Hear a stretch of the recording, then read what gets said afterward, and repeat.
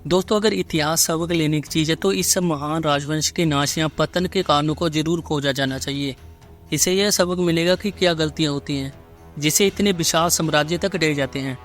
नमस्कार दोस्तों, आज हम बात करने वाले हैं मौर्य वंश के बारे में कि कैसे इसका इतनी जल्दी पतन हो गया। तो चलिए जानते हैं। दोस्तों, प्राचीन इतिहास में भारत के सबसे बड़े भूभाग पर एक छत्र राज यानी अखंड भारत की पहली तस्वीर मौर्य काल में दिखाई देती है। इतिहास का सबसे संपन्न राजवंश मौर्य साम्राज्य को माना जाता है। इस साम्राज्य की स्थापना चंद्रगुप्त मौर्य ने की थी और इसे ऊंचाइयों तक सम्राट अशोक ने पहुंचाया था। लेकिन 232 में अशोक के निधन के बाद से मौर्य शासक हुए, लेकिन इन सभी का शासन सिर्फ 52 साल तक चल पाया। इसीलिए उन ऐतिहासिक तथ्यों की खोजबीन शुरू हो गई कि इतने महान साम्राज्य का अंत अचानक इतनी जल्दी कैसे हो गया।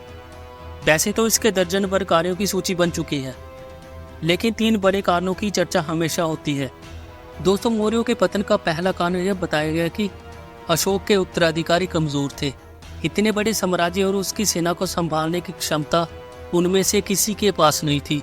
इसलिए अशोक के बाद कई जगह विद्रोह पनपने लगे और साम्राज्य टूटता चला गया। और दूसरा कारण यह बताया जाता कि ऐलानिया तौर पर सम्राट अशोक के बौद्ध धर्म अपनाने से उनके विरोधी में अशोक का भय कम होने लगा। अशोक के निधन के बाद तो खौफ बिल्कुल ही जाता रहा और बौद्ध धर्म से अलग धर्मों के योद्धा मौर्यों के खिलाफ एकजुट होने लगे। और दोस्तों, पतन का तीसरा बड़ा कारण यह माना जाता है कि अपनी धर्म नीति के कारण अशोक हद से ज्यादा परोपकारी बन गए। वह खूब दान पुण्य करने लगे।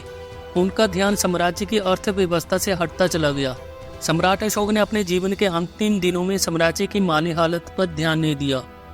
अनुमान लगाया जाता है कि प्रशासन और सेना पर खर्च करने के लिए संसाधन कम पड़ने लगे। साम्राज्य कमजोर होने लगा।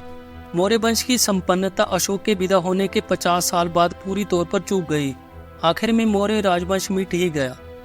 आखिरी मौर्य शासक बृहद्रथ को उन्हीं के सेनापति पुष्यमित्र शुंग ने मार डाला और यहीं से शुंग वंश की शुरुआत हुई। फिलहाल मेरी वीडियो में इतना ही। अगर आप सभी को यह वीडियो पसंद आई हो तो वीडियो को लाइक करो और चैनल को सब्सक्राइब करो। मिलते हैं अगली वीडियो में, तब तक के लिए जय हिंद।